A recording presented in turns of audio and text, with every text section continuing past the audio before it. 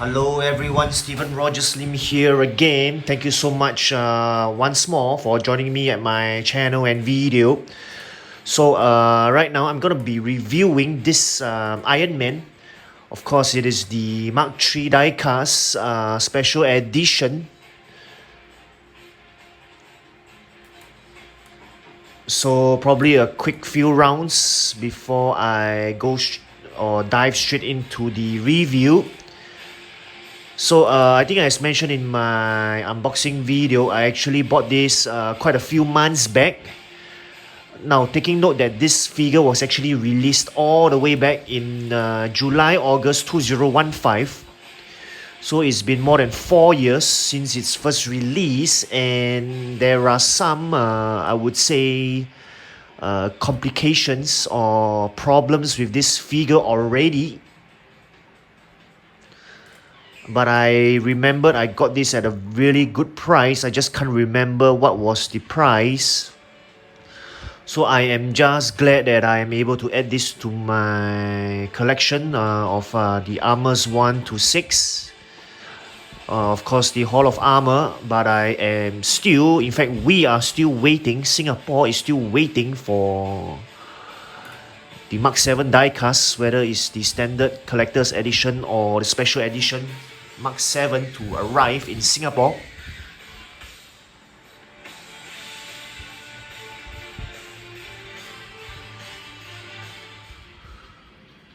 Alright, so now let's go on to the figure and the accessories as well. Probably I will zoom in on the accessories first.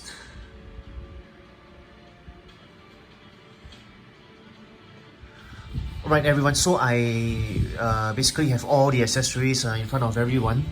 So probably let's start from the left side. Now this is the head sculpt or the helmet.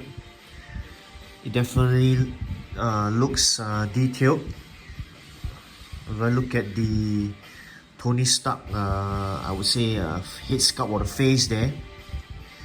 Okay, it's really detailed and even lifelike. So as I'm holding on to it, it really feels of good quality there. So this is the mask.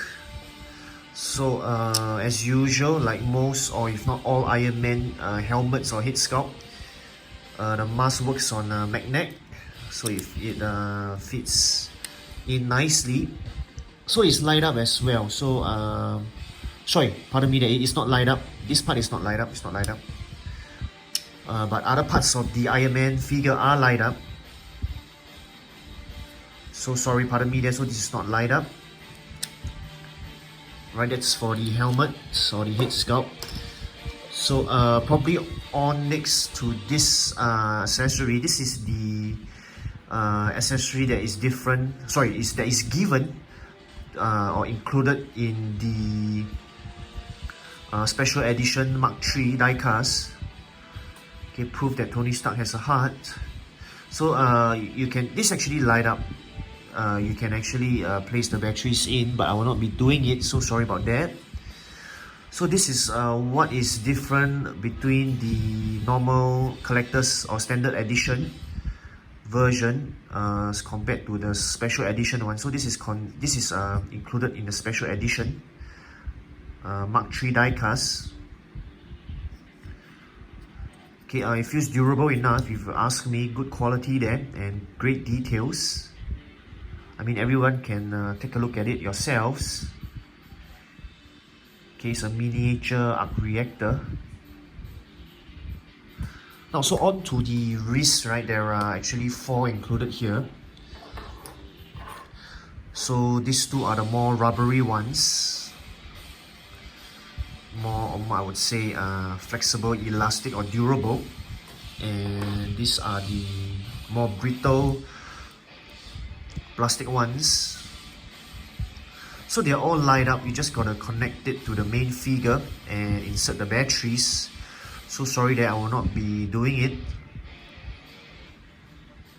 Pardon me that usually I do not do a review on the light up, just some of the main physical attributes of the figure and the accessories. So these are the forearm armors, I would call it. Okay, missiles. They are definitely durable. Feels durable to me, even though it's very plastic. Look at the details there too. Alright, so you got to play around with this by removing the current armor on the forearm to replace it with this. So these are the countermeasure dispensers, one on the left, one on the right, as indicated by L and R. So look at the details there.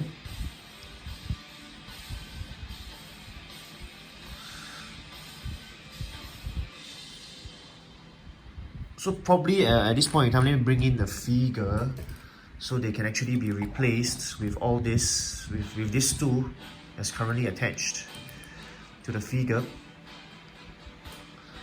So of course you can see that this is different. The missiles or the countermeasures can be dispensed from this countermeasure dispenser. Yep.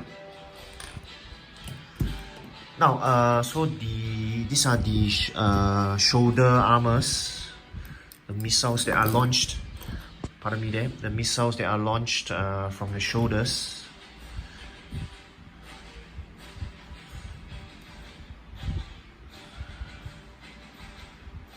Okay, one for the left shoulder, one from the right shoulder. As you can see, right, they can be attached.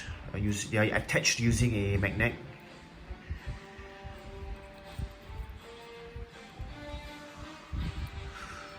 So they are slightly bendable or adjustable depending on your style or your preference of displaying or posing the figure.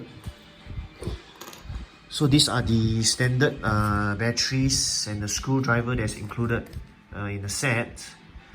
So I would say the plastic pincers are also included, but they are put together with the instruction manual over here. So there is no plastic pincer. It's more of the, I would say, like a hook to take out the individual accessories from the box, lest you damage the different accessories. Pardon me there, so there is no plastic pincer, right? So just a screwdriver and the batteries and the I would call it a spoon there over here. Yep, so these are included. Now I really want to talk about this part here. Now in case you don't know, this is actually a torso. So it's actually replaceable with this part of the figure here. Now, keeping in mind, right, I mentioned earlier that this figure was released back in August 2015, more than 4 years ago. So I found a lot of discoloring here. So as you can see, there's still some remnants that I can't reach. So I have to really wipe it off. You can see here the remnants inside. So there's a lot of discoloring here. I don't know what is this actually.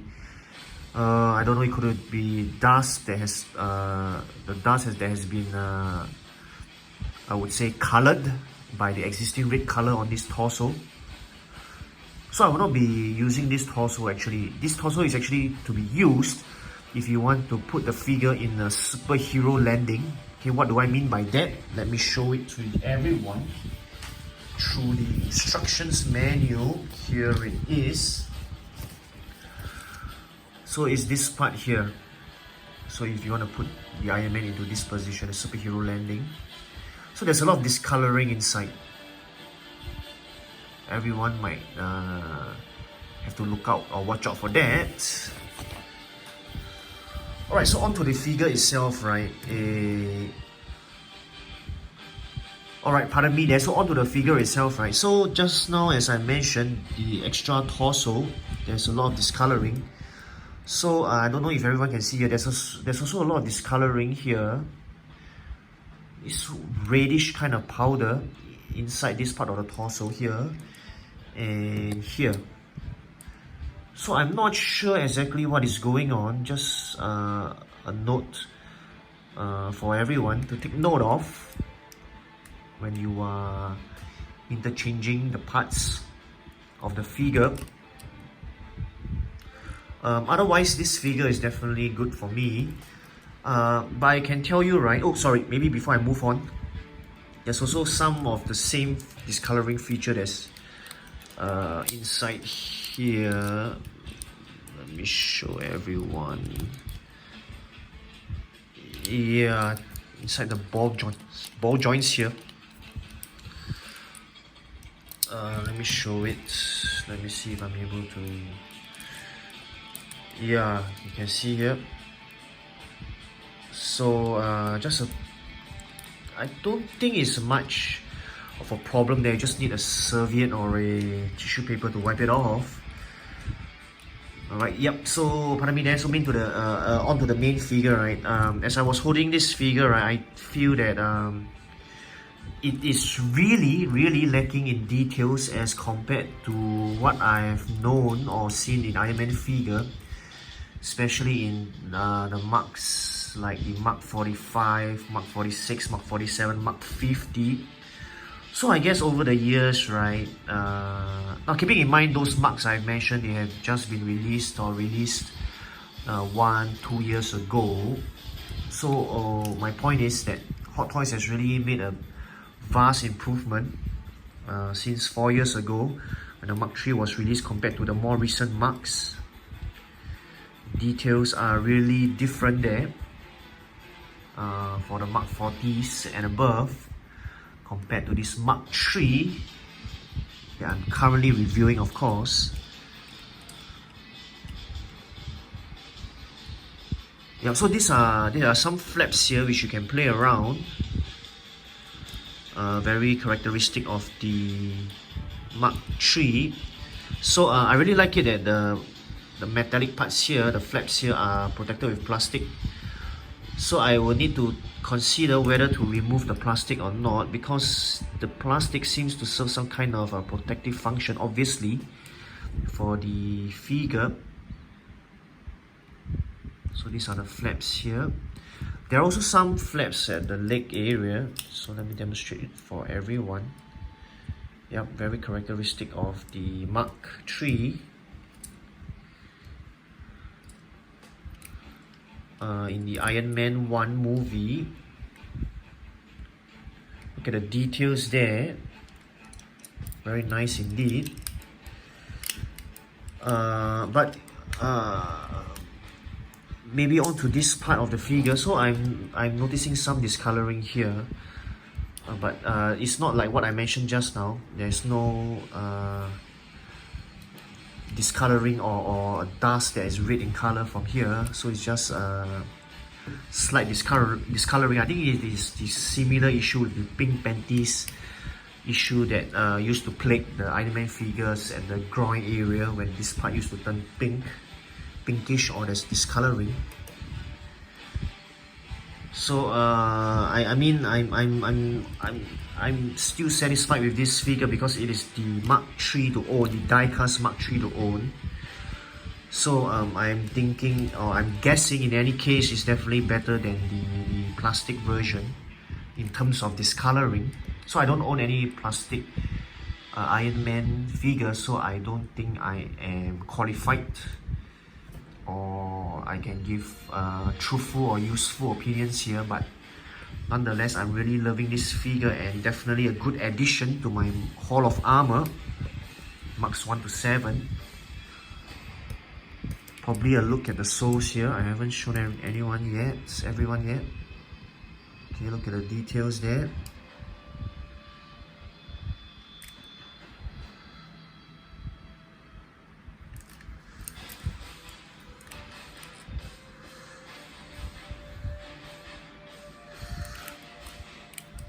So I think as mentioned, this figure is really I mean, it has its own particular set of details, definitely, as according to the movie, but not as detailed as the Mark 40s and above. But then again, of course, it is, I think the movie or even the toy is trying to show the progression or improvement that Tony Stark has made to his Iron Man armor over the years. So maybe the last part of the figure here, which is the stand. So this comes with a fixed stand, not a dynamic stand, but it's not a under U-shaped hook or groin grabber kind of stand. It's this kind of I would say oh my gosh, I always don't know how to mention this kind of stand. It's like a grasping kind of stand. Yeah. So it works on catch stand or grasp stand. I don't know how they will call it officially, but nonetheless, this is the stand. So over here, look at the wordings here. Nice wordings there. It's a very typical kind of Iron Man stand. Yeah. Very plastic feel, but feels durable nonetheless. Right, so there are batteries there. If I'm not wrong, the stand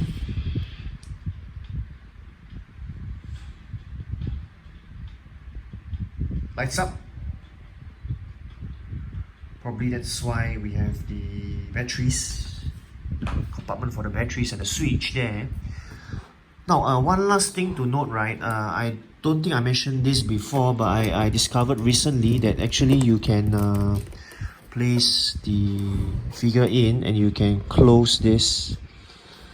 Don't know if I'm doing it correctly. This part is actually adjustable. Let me show it to everyone. Pardon me there.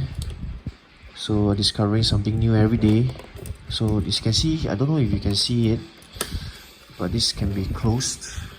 This part here, it's adjustable, so you can close it tight. I mean, this is not that significant, but you see that, yeah, it can be open, closed up. So just wanted to show everyone this.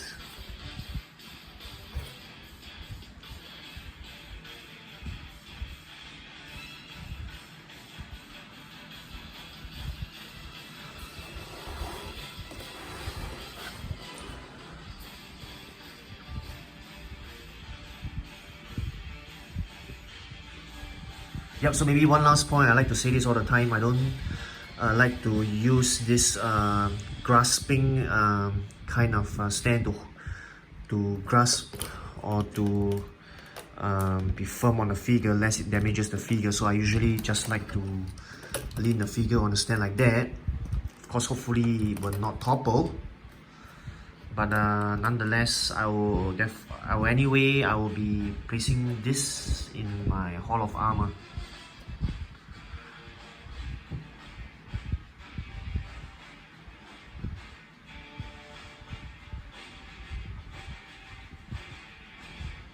Alright, pardon me there. So I think this will be the very last portion or the last part of my video. So there are some feedback that viewers would like to look at the articulation or the posability of figures.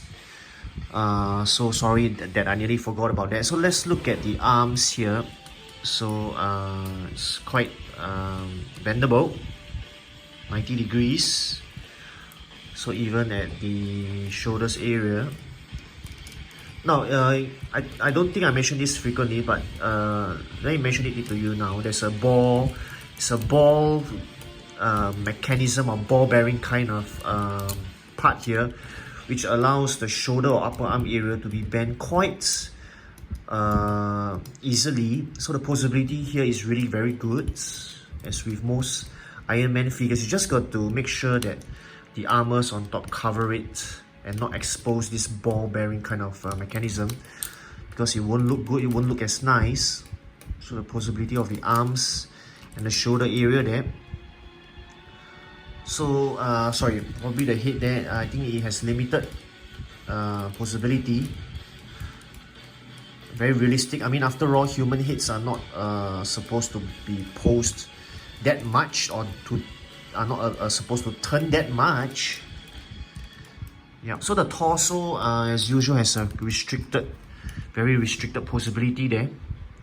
Right, So the legs, I would say the thigh area, not so much possibility, but the knees there, I think it has the most possibility there in terms of every part of the leg. So the foot area, so this is the maximum I can reach. Alright, up and down, up and down. There you go. So I hope, did I miss out anything? Oh yeah, probably the wrist left. So the wrist, as usual, is usually quite standard. Just turns around. It can't be bent upwards or the other way in. It usually is quite fixed, but you can rotate around quite easily. So there you have it. I hope I have covered everything. Thank you so much for everyone's patience and your viewership, for staying with me for this video.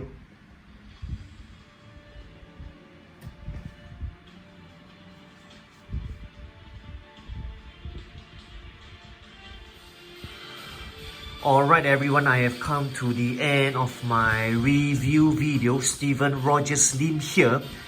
Thank you so much once again for joining me at my channel and video. I hope you found this review video useful and informative. So thank you so much for joining me. Goodbye, take care, and as always, hope to catch you at my next video, and don't stop collecting.